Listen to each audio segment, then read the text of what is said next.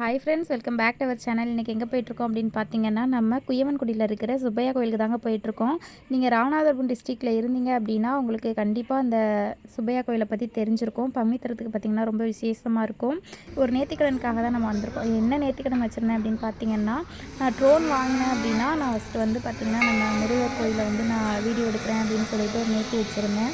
அதனால் பார்த்திங்கன்னா வேண்டுதல் வச்சு ஒரு 3 டேஸ்லேயே எனக்கு வந்து கரெக்டாக நிறைவேற்றி கொடுத்துட்டாரு. அது வந்து இந்த சஷ்டி விரதம் இருந்தேன் பார்த்தீங்களா, அதோட அந்த சஷ்டி விரதம் இருந்து அந்த விரதத்தை முடிக்கிற நேரத்துலேயே எனக்கு வந்து ஒரு குட் நியூஸ், அதாவது இந்த ட்ரோன் வாங்குறதுக்கான எல்லா இதுவுமே எனக்கு கைக்கூடி வந்துருச்சு. அதனால சரி ஃபஸ்ட்டு பார்த்திங்கன்னா நம்ம கோயிலை எடுத்து ஸ்டார்ட் பண்ணலான்னு சொல்லிட்டு நம்ம கோயிலில் போய் நம்ம அங்கே உள்ள முக்கியஸ்தார் எல்லாத்தையுமே நம்ம வந்து பர்மிஷன் வாங்கி நம்ம வந்து எடுத்தாச்சு. அதுக்கப்புறம் பார்த்திங்கன்னா நானும் கலையும் ஊர்னி பக்கம் போய் இந்த ஆடு எல்லாமே மெஞ்சிட்டு அழகாக இருந்தது. அது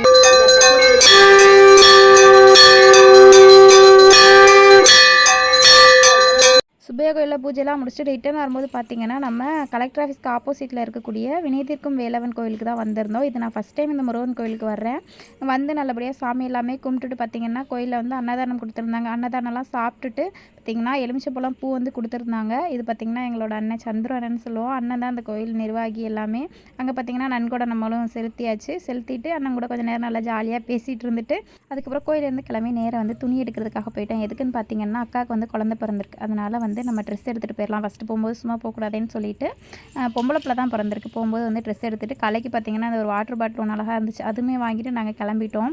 ஹாஸ்பிட்டலில் போய் பேபி அக்கா எல்லாத்தையுமே பார்த்துட்டு ரிட்டர்ன் ஆகும்போது பார்த்திங்கன்னா நம்ம கீழக்கரை முக்கு ரோட்டில் பார்த்திங்கன்னா இந்த ஒரு செடி கடை போட்டிருக்காங்க. அவ்வளோ வெரைட்டி ரோஸ், அவ்வளோ செடி எல்லாமே இருந்தது. நம்ம பார்த்து சும்மா வருமா, அதனால் பார்த்திங்கன்னா ஒரு 3 செடி நான் வாங்கிட்டு வீட்டுக்கு வந்துட்டோம். Okay bye.